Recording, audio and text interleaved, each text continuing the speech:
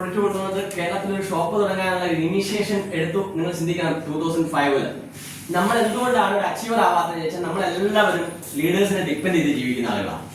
എനിക്ക് ഗോപകുമാർ സാറിന്റെ കയ്യിൽ നിന്നാണ് ആശയം കിട്ടിയത്. പക്ഷെ ഗോകുമാർ സാർ സ്റ്റിൽ അന്ന് എയർഫോഴ്സിലായിരുന്നു, പുള്ളി കേരളത്തിലില്ല. നമ്മുടെ സഫയർ CR മൂഡ് സാർ എന്റെ അപ്ലൈനാണ്. പക്ഷെ CR മൂഡ് സാറിനെ ഞാൻ ഫസ്റ്റ് ടൈം കാണുന്നത് ഞാൻ ആശയം സ്റ്റാർട്ട് ചെയ്ത് 1.5 വർഷം കഴിഞ്ഞാണ്. എനിക്കൊരു അപ്ലൈൻ CR മൂഡ് സാർ എന്ന് പറയുന്ന അപ്ലൈൻ ഉള്ളത് ഞാൻ അറിയുന്നത് ആഫ്റ്റർ 1.5 year. അപ്പോഴേക്കും എന്റെ ടീമില് ഒരു ടെക്നിക്കൽ അച്ചീവറും 9 റോയൽറ്റി അച്ചീവറും ഉണ്ടായിരുന്നു. റൈറ്റ്. അപ്പോ നമ്മൾ ഒന്നിനെയും ആരെയും ഡിപ്പെൻഡ് ചെയ്യാതെ എല്ലാ കാര്യങ്ങൾക്കും നമുക്കൊരു സ്വയം പര്യാപ്ത, സ്വന്തമായിട്ട് മീറ്റിംഗ് വിളിക്കുന്നു, ജോയിൻ ചെയ്ത് 3.5 മാസം കഴിഞ്ഞപ്പോൾ ഡൽഹിയിൽ നിന്ന് സുരേന്ദ്ര സാറിനെ കേരളത്തിൽ കൊണ്ടുവരുന്നു. നമ്മൾ പ്ലാൻ പഠിക്കുന്നു, നമ്മൾ പ്ലാൻ പറഞ്ഞു കൊടുക്കുന്നു, നമ്മൾ പ്രൊഡക്റ്റിനെ കുറിച്ച് പഠിക്കുന്നു, നമ്മൾ പ്രൊഡക്റ്റ് പറഞ്ഞു കൊടുക്കുന്നു. എല്ലാ കാര്യങ്ങളിലും സെൽഫ് സഫീഷ്യന്റ് ആയപ്പോൾ നമ്മുടെ അച്ചീവ്മെന്റ് വളരെ വളരെ വളരെ വേഗത്തിൽ നമുക്ക് എടുക്കാൻ പറ്റി. 2005 എന്റെ ഷോപ്പിന്റെ ഉദ്ഘാടനം നിർവഹിക്കാൻ എനിക്ക് കോഴിക്കോട് മേയർ തന്നെ വേണമെന്ന് എനിക്ക് വലിയ ആഗ്രഹമായിരുന്നു. അങ്ങനെ മേയർ എടുത്ത് ചെന്നു. മേയറോട് പറഞ്ഞു, സർ എന്റെ ഷോപ്പ് ഒന്ന് ഉദ്ഘാടനം ചെയ്യണം, എന്റെ ഒരു വലിയ ഡ്രീമാണ്. ഈ നാട്ടിൽ ഒരുപാട് ആളുകൾക്ക് എംപ്ലോയ്മെന്റ് കൊടുക്കാൻ പറ്റിയ വലിയൊരു പ്രൊജക്റ്റാണ് ഞാൻ കൊണ്ടുവന്നിരിക്കുന്നത്. മേയർ ചോദിച്ചു, എന്താ പരിപാടി? Network direct market.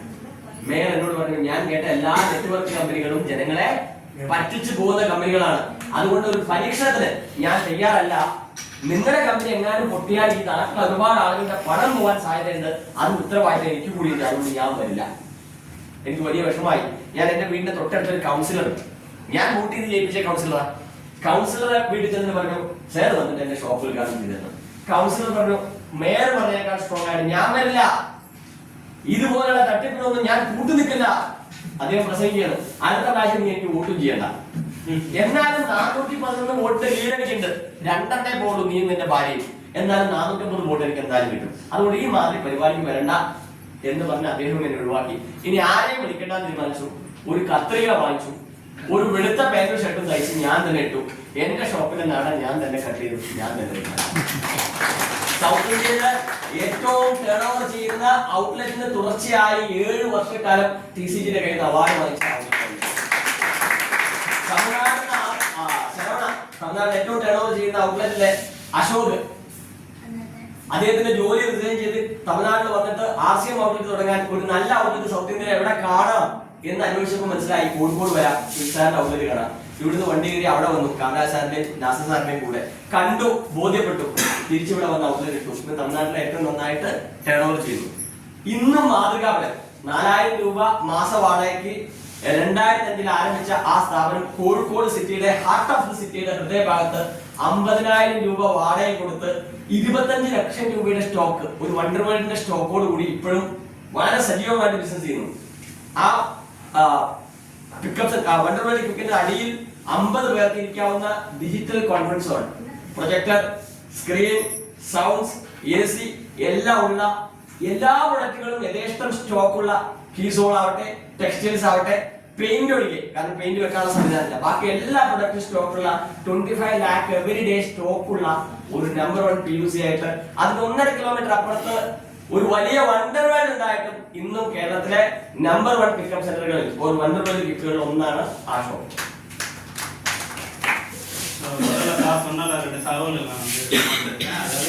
வெறும் 25,000 ஆரம்பிச்ச ஒரு கேரளா பிசினஸ் வந்து பாத்தீங்கன்னா இன்னைக்கு வந்து 20 கோடி 25 கோடி வந்து 25 கோடிக்கு மேல பிசினஸ் அளவுக்கு இன்னைக்கு வந்து கேரளா வந்து மாற்றம் நடக்குது. வெறும் 20,000ல ஆரம்பிச்சு இன்னைக்கு 25 கோடிக்கு மேல நடக்கிற அளவுக்கு ஒரு பிசினஸ் ஆயிருக்கு. அப்படின்னா இன்னைக்கு 200 டிப்போ இந்தியா ஃபுல்லா இருக்கு.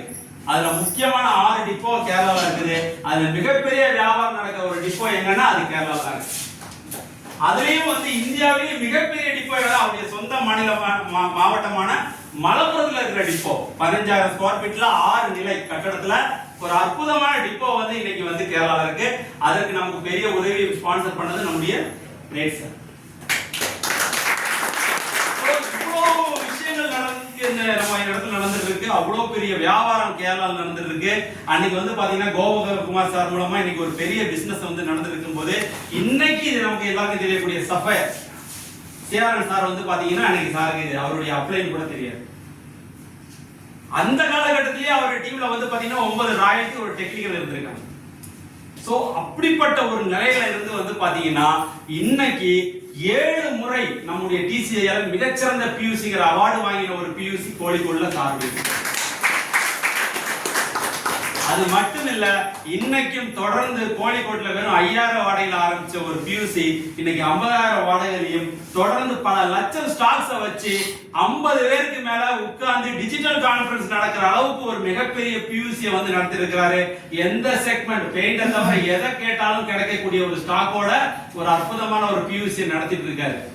அதே மாதிரி வேற வேற மாநிலங்கள்ல இருந்து அவங்க பியூசி ஆரம்பிக்கிறதுக்கு ஒரு முன்மாதிரியா இருக்கக்கூடிய பியூசி அவருடைய பியூசி. அவர் பியூசியை பார்த்துதான் அவங்கவுங்க ஊர்ல பியூசி அவர் தொடங்குறதுக்கு ஒரு முன்மாதிரியான ஒரு பியூசி அவருடைய பியூசியா இருக்கு. சோ ஒவ்வொரு பியூசி இன்னைக்கு ஆரம்பிக்கிறதுக்கு ஒரு மிகப்பெரிய ஒரு முன்மாதிரியான எடுத்துக்காட்டாக நம்முடைய பிசிசார் தன்னுடைய பியூசி ஆரம்பிச்சிருக்காங்க. Yes sir.